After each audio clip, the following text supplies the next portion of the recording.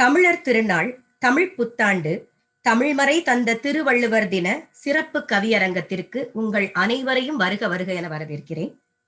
நம் கவியரங்கத்திற்கு தலைமை தாங்க வந்திருக்கும் திருமிகு கவிஞர் சல்மா அவர்களை பற்றிய சிறு குறிப்பு. விழிப்புணர்வு விதைகளை எங்கும் தூவி வரும் துவரங்குறிச்சியில் பிறந்த துணிச்சலும், சமத்துவ பொங்கல் வைத்த சாதனை பெண்ணும், பொன்னம்பட்டியில் பொறுப்பான மன்ற தலைமையும் வகித்த நமது அன்பிற்கினிய சல்மா அவர்களை வருக வருகவென வரவேற்கிறேன். இவர்கள் எழுதிய கவிதை நூல்கள் 2, ஒரு மாலையும் இன்னொரு மாலையும், பச்சை தேவதை, நாவல்கள் 2, 2ஆம் ஜாமங்களின் கதை, மனாமியங்கள், சாபம் என்ற சிறுகதையை எழுதியிருக்கிறார். கனவு வெளி பயணம் என்ற பயண நூலையும் கொடுத்திருக்கிறார். இவருடைய படைப்புகள் அனைத்தும் மொழிபெயர்க்கப்பட்டு பல மொழிகளில் வலம் வருகிறது. 14க்கும் மேற்பட்ட விருதுகளை இவரின் ஆவணப்படம் சர்வதேச அளவில் பெற்றுள்ளது. இவரது ஆவணப்படத்தின் தயாரிப்பாளர் கிம் லாங்கினோட்டோ. இவர் தயாரித்த இந்த படத்தின் பெயர் சல்மா. 2013 வெளிவந்து பல விருதுகளையும் பெற்று 11 நாடுகளில் ஒளிபரப்பப்பட்டு அனைவராலும் போற்றப்பட்டது. இதற்கு இவர் வாங்கிய விருதுகள் ஏராளம். அதில் 2019 மகாகவி கன்ஹயாலால் சேத்தியா விருதை பெற்றுள்ளார். இது ஜெய்ப்பூர் லிட்ரேச்சர் ஃபெஸ்டிவலில் இவருக்கு கொடுக்கப்பட்டது. இது தவிர பெர்லின் இன்டர்நேஷனல் பிலிம் ஃபெஸ்டிவல் மற்றும் டாக்கா இன்டர்நேஷனல் பிலிம் ஃபெஸ்டிவல் இதற்கும் இவர் பரிந்துரைக்கப்பட்டார் என்பது குறிப்பிடத்தக்கது. அவருக்கு மனமார்ந்த வாழ்த்துக்கள். சிகாகோ பல்கலைக்கழகத்தில் இவரது படைப்புகளை முன்வைத்து நார்மன் கட்லர் நினைவு கருத்தரங்கு நடைபெற்றது. இவர் வென்ற பிற விருதுகள் பெரியார் விருது, கதா விருது ஆகியவை. இவர் ஒரு சிறந்த பேச்சாளர், தெளிந்த சிந்தனையாளர், தீர்க்கமான அறிவுக்கு சொந்தக்காரர். இவர் எழுதிய கவிதை வரிகளில் பல எனக்கு பிடித்திருந்தாலும் உங்களுக்காக சில வரிகள். கூடு தேடிச் செல்லும் பறவை கூட்டம் பொருட்படுத்துவதே இல்லை எனது வீட்டின் ஒற்றை மரத்தினை. அருமையான வரிகள். அம்மா வாங்க, கவியரங்கத்தை தொடங்கி வைங்க. வணக்கம்.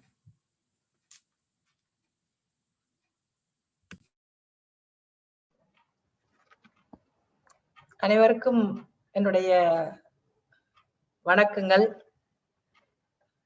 தை புத்தாண்டு பொங்கல் வாழ்த்துக்களையும் நான் எல்லாருக்கும் தெரிவிச்சுக்கிறேன். கவிஞர் படை நிறைய இருக்குன்னு சொல்லி ஐயா சோம இளவங்கோவன் அவர்கள் சொன்னாங்க. அமெரிக்காவுக்கு வந்திருக்கப்போ எனக்கு தெரிஞ்ச இன்னொரு விஷயம் என்னன்னா, பெரியார் படை அங்க நிறைய இருக்கு, கலைஞர் படை நிறைய இருக்கு அப்படிங்கிறதே நான் கடந்த ஆண்டு நேர்ல பார்த்து பிரமித்த ஒரு விஷயம். அதற்காகவே தனியாக ஒரு என்னுடைய மகிழ்ச்சியை வெளிப்படுத்தலாம் அப்படின்னு நான் நினைக்கிறேன். சுழன்றும் ஏற்பண்ணது உழவு, அதனால் உழந்தும் உழவே தலை.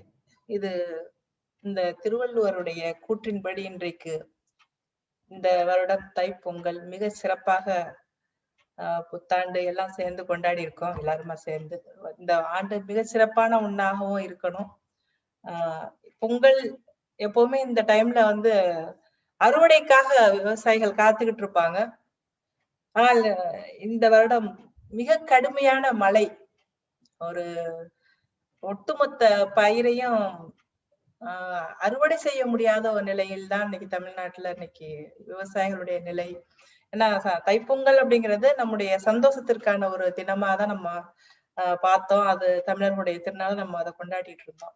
ஆனா அதற்கான விஷயம் வந்து இன்னைக்கு வேற மாதிரி ஆயிடுச்சு மழையினால. இருந்தாலும் நம்ம தை பொங்கல் அப்படிங்கிறது நம்முடைய கலாச்சாரம், நம்முடைய பண்பாடு, நம்முடைய வாழ்வியல் முறையில வந்து மிக முக்கியமான ஒண்ணுங்கிறதுனால மகிழ்ச்சியோட இந்த நாளை எதிர்கொள்றோம். இந்த கவியரங்கத்தை ஏற்பாடு செஞ்சிருக்கக்கூடிய திணை அமைப்பிற்கு என்னுடைய நன்றியை நான் தெரிவிச்சுக்கிறேன். குறிப்பாக கவிதை அரங்கம் அப்படிங்கிறது வந்து நிறைய கவிதையை வாசிக்கிறதுங்கிறது தொடர்ச்சியாக நடந்துகிட்டு இருக்கக்கூடிய ஒரு விஷயம். இது 2வது முறை பெரியார் அம்பேத்கர் வட்டம் வந்து ஒரு சில மாதங்களுக்கு முன்பு ஒரு கவியரங்கத்தை ஏற்பாடு செஞ்சிருந்தாங்க. அதில் தோழி கனிமொழி எல்லாம் கவிதை வாசிச்சாங்க. இன்னைக்கு இது அடுத்த ஒரு கவிதை அரங்கம். பொதுவாக கவிதை கவிதை பத்தி பேசுறப்ப எது கவிதை அப்படிங்கிற ஒரு பெரிய ஒரு குழப்பம் எப்பவுமே இருந்துகிட்டே இருக்கும். கவிதைன்னா என்ன அப்படின்னு சொல்லி. ஏன்னா அதற்கு எந்த ஒரு அளவுகோலையும் நம்ம எப்பவுமே சொல்லிட முடியாது. எந்த இதுதான் கவிதை அப்படின்னு சொல்லி யாராலையும் சொல்லிட முடியாது. அதனாலதான் நம்ம கவிதைக்கான ஒரு விளக்க உரையை யாருமே சொல்லிட முடியாத ஒரு நிலைதான் இன்னைக்கு வரைக்கும் இருந்துகிட்டு இருக்கு. பாப்புலோ நெருடா என்ற ஒரு மாபெரும் கவிஞர் சொல்வார் கவிதை அப்படிங்கிறது ஒரு பாமரர்களும் அப்புறம் எல்லாருமே பாமரர்கள் மட்டும் இல்ல, மகத்தான மாண்ட குடும்பத்தினர் அனைவரும் அத பகிர்ந்து கொள்ள வேண்டிய ஒரு விஷயம்னு சொல்லுவார் கவிதைய. ஏன்னா அனைவருக்குமான ஒரு மாடத்திற்கான ஒரு விடுதலையை வேண்டக்கூடிய ஒரு மாபெரும் ஒரு படைப்பு. அதாவது கவிதை என்ன சொல்ல முடியும்? ஏன்னா நம்ம பல்வேறு விதமான கவிதைகளை கையில எடுத்துக்கிட்டு போராட்டங்களை முன்னெடுத்திய பல போராட்டங்கள் நம்ம பார்த்திருக்கோம். கவிதை வரிகளை கையில எடுத்துக்கிட்டே ஒரு போராட்டங்களை முன்னெடுத்திருக்காங்க உலகம் முழுக்க. இன்னைக்கு இந்த கவிதைகளை வாசிக்க நம்ம நிறைய தலைப்புகள் வழியா, ஏன்னா கவிதைகளை ஒரு தலைப்புக்குள் அடக்குறதுங்கிறது கவிஞனை இந்த கவிதை இந்த இத நீ ஒரு எனக்கு நிச்சயமா என்னால எழுத கஷ்டப்படுவேன். ஏன்னா ஒரு தலைப்பை கொடுத்து கவிதைக்குள்ள ஒரு கவிஞனுடைய சிந்தனையை முடக்கிறது அல்லது ஒடுக்குறதுங்கிறது ரொம்ப அது ஒரு வன்முறையின் கூட சமயங்களை நான் நினைப்பேன். ஏன்னா கவிதைங்கிறது எந்த கட்டுப்பாடுகளும் இல்லாமல் மிக சுதந்திரமான ஒரு உணர்வு வெளிப்பாடாக அது இருக்கும் எப்பவுமே. இருந்தாலும் கூட நம்ம சில சமயங்கள்ல தலைப்பின் கீழாக கவிதைகளை கொண்டு வர வேண்டிய ஒரு கட்டாயம் இருக்கு. இன்னைக்கு நம்ம பேச போற தலைப்பு ஒவ்வொரு தலைப்பும் அரசியல் சார்ந்த ஒரு தலைப்பா இருக்கு. அது ரொம்ப முக்கியமான ஒண்ணு. பாலஸ்தீனத்துல கவிஞர்கள் அரசியலை முன் வச்சுதான் அத்தனை கவிதைகள் எழுதியிருப்பாங்க. அப்போ இந்த கவிதைகள் எல்லாமே அரசியல் சார்ந்த கவிதைகளை தான் நான் பாக்குறேன். ஏன்னா ஒவ்வொன்றுக்கும் ஒவ்வொரு விதமான எல்லா இலக்கியமே அரசியல் தான். எல்லா இந்த கவிதைகள் எல்லாமே ஒரு விதமான அரசியல் நிலைப்பாட்டை முன்வைக்கக்கூடிய கவிதைகள். இன்னைக்கு நவீன கவிதை ரொம்பவும் மௌனமாகவும் சப்தம் இல்லாமலும் சில துருத்தாத, அதாவது மிருதுவான வார்த்தைகளாலும் மௌனத்தினாலும் தான் அந்த கவிதை இன்னைக்கு முன்னெடுத்து செல்லப்படுது. ஏன்னா கவிதை ஒவ்வொரு தருணத்திலையும் படிமங்களால ஒரு சில சமயங்கள்ல கொண்டாடப்பட்டது. இன்னைக்கு நேரடியா வசன கவிதை ஒரு காலத்துல கொண்டாடப்பட்டுச்சு. அப்புறம் நேரடியாக ஒரு விஷயத்தை முன்வைக்கிறது. இப்படி ஒவ்வொரு காலகட்டத்திலையும் கவிதை மாறிக்கிட்டே இருக்கு. சொல்லும் விதம் அல்லது அதை நம்ம கொண்டாடக்கூடிய தருணம் அப்படிங்கிறது மாறிக்கிட்டே இருந்திருக்கு. இப்போ நேரடியாக ஒரு விஷயத்தை பேசுறதுங்கிறது ரொம்ப முக்கியமான ஒண்ணு. ஆனா இந்த அரசியல் கவிதைகள் நிச்சயமாக அது போல நம்மளால எழுத முடியாது. அரசியல் கவிதைக்குள்ள நிச்சயமாக நமக்கு ஒரு பெரிய ஒரு முன்னெடுப்பு இருக்கும். ஒரு பகிரங்கமாக நான் இதை செய்ய போறேன் அப்படிங்கிற ஒரு கூக்குரல்னு சொல்லுவாங்க. அந்த கூக்குரல்ங்கிறது நிச்சயமாக அரசியல் கவிதைக்குள்ள இருக்க வேண்டிய ஒண்ணும் கூட. ஆனா அந்த நவீன கவிஞர்கள் இந்த மேடையில் வாசிக்கக்கூடிய இது போன்ற கவிதைகளை பெரிய அளவிற்கு பாராட்டுவதில்லை அப்படிங்கிறதோ அல்லது கொண்டாடுறதில்லையோ அப்படிங்கிறத ஒரு தருணம் இருந்துகிட்டே இருக்கு. அது ஒரு விஷயம் இருந்துகிட்டே இருக்கு எப்பவுமே.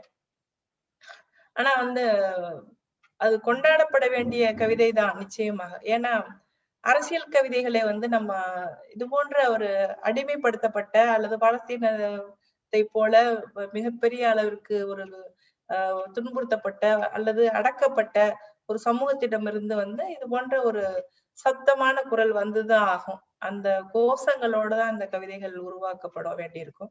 அதுல எந்த தப்பும் இல்லைன்னு நான் நினைக்கிறேன். அதனால கவிதை அப்படிங்கிறது ரொட்டி மாதிரி படிச்சவங்களும் படிக்காதவங்களோ அல்லது மகத்தான மாணவர்களோ யார் வேணும்னாலும் அதை பகிர்ந்து கொள்ள வேண்டும். அப்பதான் ஒரு சாரருக்கு மட்டுமான ஒரு கவிதையாக ஒரு படைப்பா இருக்க முடியாது. எந்த கவிதையுமே, எந்த ஒரு கவிதையோ கதையோ எதுவுமே திராவிட இயக்க கதைகளையோ கவிதைகளையோ இன்னைக்கும் இருக்கக்கூடிய நவீன இலக்கிய உலகம் இன்னும் ஏற்றுக்கொள்றது இல்லை. ஏன்னா அது அதுல வெற்று கூச்சல்கள் இருக்கு அப்படிங்கிற மாதிரியான ஒரு விமர்சனத்தை அவங்க வச்சுக்கிட்டே இருப்பாங்க.